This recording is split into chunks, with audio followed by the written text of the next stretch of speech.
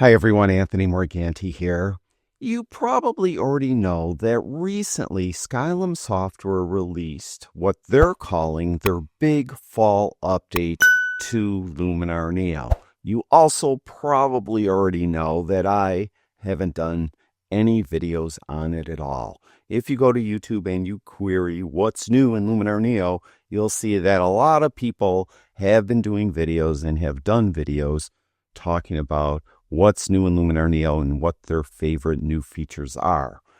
That, though, is not going to dissuade me from doing my own video, be it a bit late. So, in today's video, I'm going to go over my favorite features found in this new version of Luminar Neo.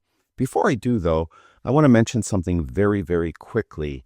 Often, I'll get emails from people asking me, hey, you said you were going to do this. When are you going to do it? Or, hey, I'd really like you to do this. Can you do it? Well, let me try to give you my plans over the next 7 to 10 days or so. Obviously, I'm doing this video. My plan is to do a quick start course on Luminar Neo as well. This will be 3 or 4 videos on YouTube and my website. They'll be absolutely free. Also, though, you may already know that recently Adobe updated Lightroom and added some new features to Lightroom. I need to update my Lightroom courses that are available on my website with these new features. So I need to do that over the next 7 to 10 days as well. Also, you may already know that I recently came out with a huge course on On1 Photo Raw called Mastering On1 Photo Raw 2026. I still need to do 7 or 8 videos for that course, and there's also some other stuff I want to add to that course. And I need to do that over the next 7 to 10 days as well. So I have a lot planned over the next 7 to 10 days. But I'm also working on an entire course on macro photography. This is macro photography A to Z. But I'm also getting a lot of requests from people asking me to do a huge full tutorial and course on Luminar Neo. So this is something way beyond that free quick start course that I'll be coming out with over the next 7 to 10 days. This is a huge course like Luminar Neo A to Z. If you would like me to finish that macro course first, let me know in the comments below.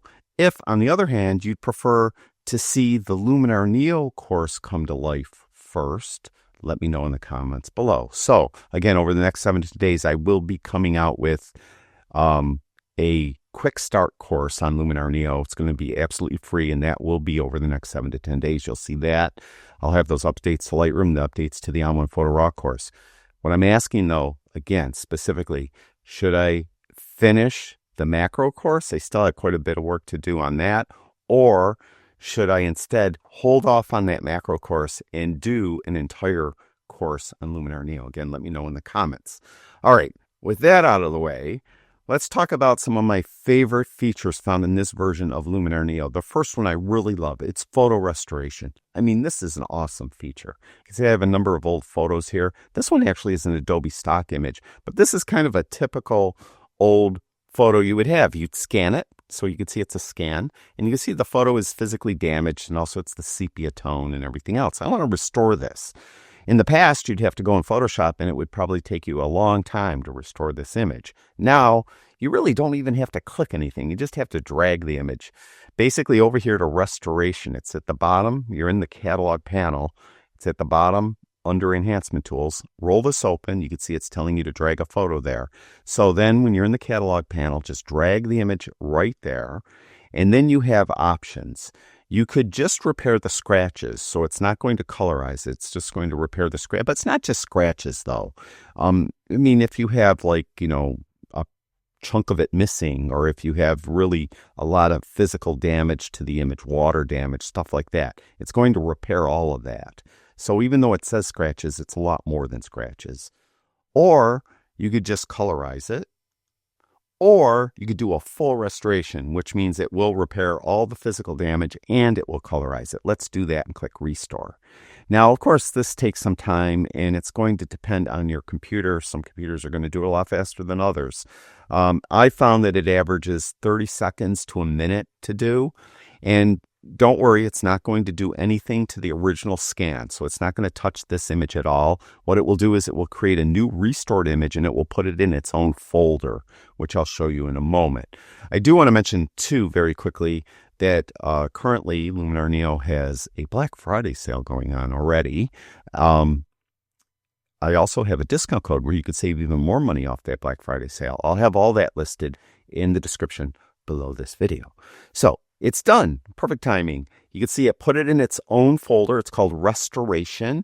And if I double click and zoom in, you can see it looks pretty good. Now there's kind of a little kind of weird blotch on this guy's face, but it really does look pretty good. Now, just because it's done doesn't mean it's done. I could do some editing on this. I could go over to the edit panel, and maybe I want it more or less saturated, or maybe I want to use the remove tool and kind of maybe get rid of that blotch on his head, or maybe I want to crop it, whatever. I could do some edits to this. Now let's go back over to the old folders. All of these images actually are Adobe stock images except this one. This one actually is some of my family. Almost everyone, I don't know who this is. This, recently, my cousin sent me this. He texted me this. He was visiting some distant family, like second cousins. And this is apparently a wedding on their side of the family. And I don't know most of these people, but he sent it to me because my mother's in this photo. That's her right there. She's probably about, I estimate, around 15 years old. And I imagine this image was taken around World War II. That's my cousin's father right there. So it's my uncle. And there's another uncle down here. That's my Uncle Donnie. He's down there. But you could see that it's an old image, and somebody, who knows who, they circled some faces here. So let's restore this one. So we'll take this one and we'll put it over here. And even though it's a color image, I'm going to do a full restoration on it, because you'll just see what it does with the color image. So even if you have a color image, you could, restore it or colorize it. Now, when I say color, I don't think it's really color. It's really sepia toned.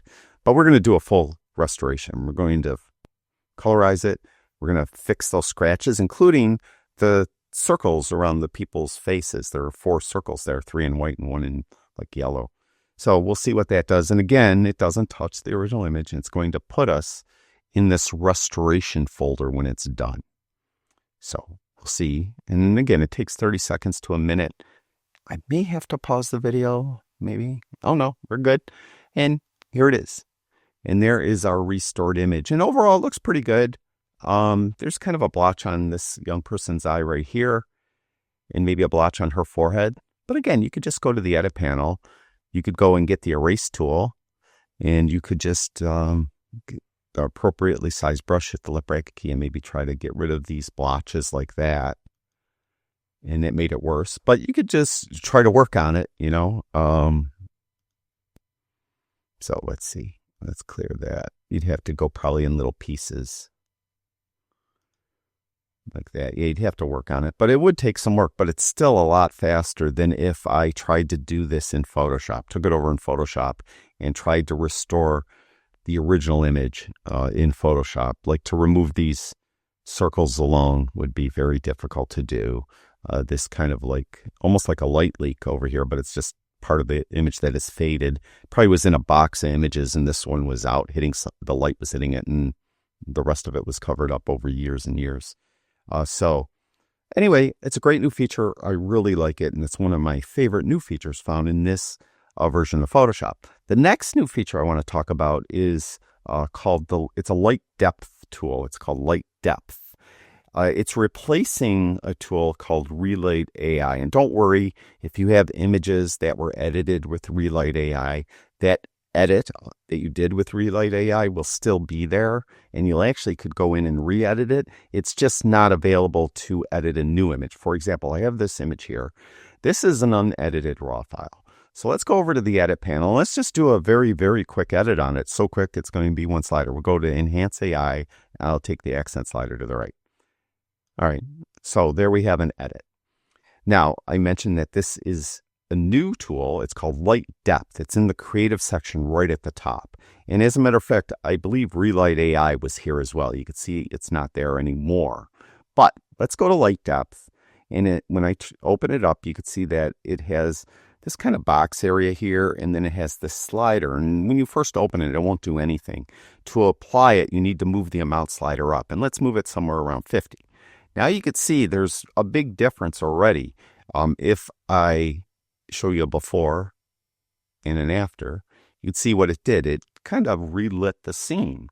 Now you'll notice there's this box here. What it did was it built a depth mask.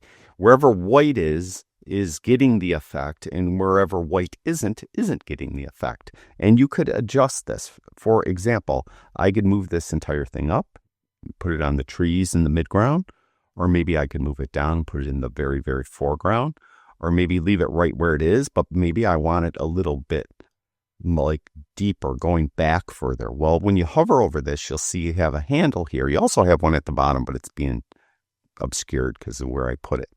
But then I could take this handle and I could push it back. So I'm pushing the adjustment more towards the back. So there's before and there's after. It does really a dramatic difference. Now, you could see that there isn't much of a fade between the part that it's getting relit or getting brighter and the part that is getting a little darker. You could adjust the softness, and you can see how it affects the image. And the warmth. So it's pretty warm as it is, but maybe you want it a little cooler, so you could cool it off. And this is, again, you can see I'll do it maximum. You can see it's just doing the part where the light is hitting, the new light is hitting, let's put it. So you could do that. Also, though, you could edit other parts of the image. So if we go to advanced settings, brightness near, this is like real close to the camera. I could make that brighter or darker. The warmth near, again, this is very near the camera. I can make that cooler or warmer. Brightness far. You can see how that's basically the sky and the trees that I'm calling the midground, but maybe is more appropriately called the background. And the warmth far. So you can make that, warmer or cooler as well. So you have some control over it. Again, I think it's really cool. There's before and there's after. Quite a big difference, and I think it is something that I'll often use. Let's take another one. This is now a fully edited raw file. I did a full edit on this already. It's kind of boring, isn't it? I mean, I was here. This creek really looked like brown and green and yucky, and these people were going by in the kayak, just going very slowly down this creek. So let's relight this. We'll go to edit. And again, I did an edit on this already. So if I open up the edit panel, you can see I did a water enhancer because the water is like really ugly. So I did that, and I did enhance AI to it. And I think I did raw edits too, maybe. But anyway, it doesn't matter. It's edited. Now let's go down again to light depth. Again, you can see the mask is built. And look at the mask. So again, wherever the white is getting like the light, basically, and wherever the black is not getting the light. So let's bring it again up to 50% like I did before.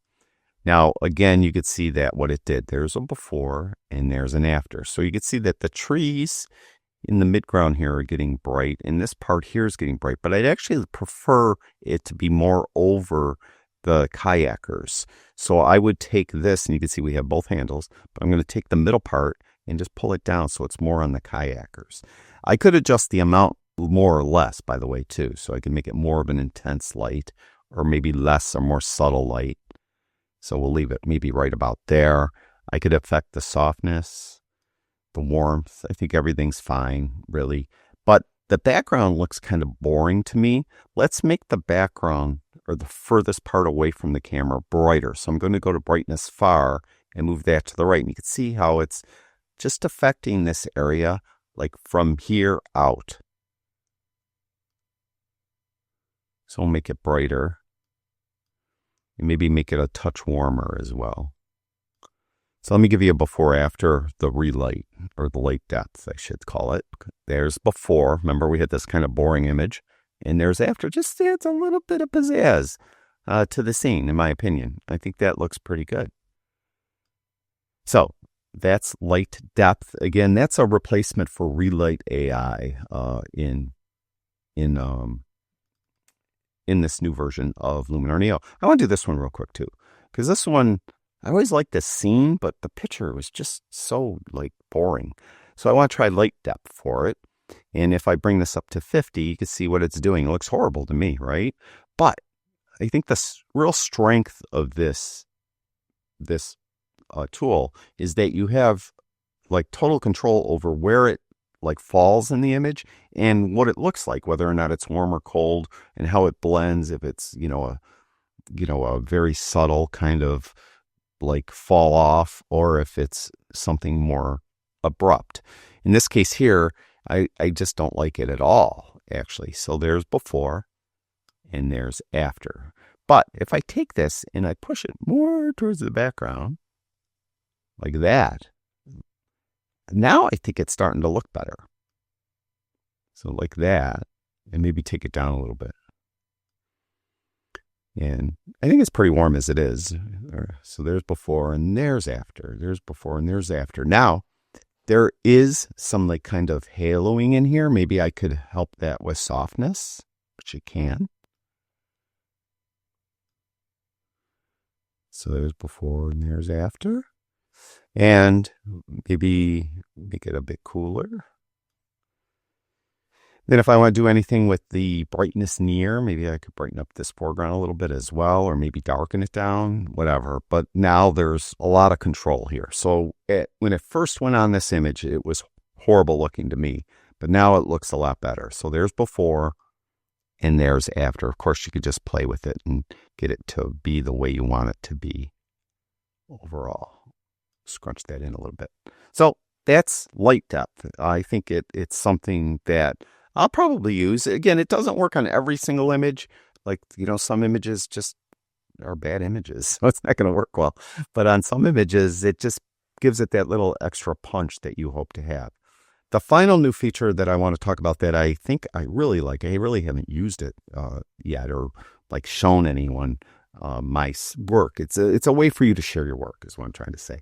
So if I go to these images of all these animals that I have here, some are pets, a couple are pets. Well, one is a pet, but just some animal images. Some are wildlife, some are zoo images. But let's say I want to share this. Well, normally, you get a Squarespace or you get some type of website and you can put your gallery on that. Well, now with Luminar Neo, you could get kind of your own gallery, and it's a super simple gallery. What you need to do is just click on one image, just select them all by hitting Command or Control A so they're all selected, or just hold the Command or Control key in and click on the images you want in the gallery. In this case, I want all of them. Once you have them all selected, right-click on any of them. Then go down to Publish to Space. So this is called Spaces, right? So we're going to publish it to a space. It's going to be a new space, right? So this is telling you we're going to create a space. We're going to name it. We're going to review it, refine it, and then we're going to set the perfect order. All right, so we're going to click Continue. So I'm going to give it a title. I'm just going to call it Animals. And we're going to refine it. I could just remove images by clicking on the little X there. I could reorder images by just dragging things around. I'm going to put our old puppy Archie here first. So you can move them around. If you have like two images that are similar, maybe I could just get rid of that one like that. Whatever. Once you have a name, then just click Publish. Then it's going to actually take these images. It's going to export them, basically upload them to a web space that's with, nothing that you have to really worry about. It's with Luminar. When I say worry about, it's not something you have to maintain, but a WordPress website or a Squarespace website or any type of thing like that. It's just something that is kept on Skylum servers that you could share. It's very simple to use and easy. And as you can see, it's there. I could share it by clicking here. I could share it directly to Facebook or Twitter, or just copy a link. And with the link, I could send link an email or share it another way. Or I could just open it, look at it. Here's the link up here, by the way. So if I click on open, it will open up your browser and it will bring you to your web space. And if you shared this with someone and they wanted to look at an image, they could just click on it and see the image, and there's info that you would have supplied with the image. I don't think I have any info, but like exposure info and the name of the file are there. And you could go back to where we were. Whoops, we don't want to do that. And we could, like, say, here's Archie again. So we'll look at Archie here. So really cool. I think it's a pretty neat feature. And again, from here, you could share it and you could same things, Facebook, Twitter, or copy the link and you could share that link in your email. So it's pretty cool. I like this new feature a lot. Just an easy, quick way for you to share your best photography with others with this thing they're calling Spaces on Luminar Neo. And very quickly, I should add, if I go back to Luminar Neo, once you have your space set up,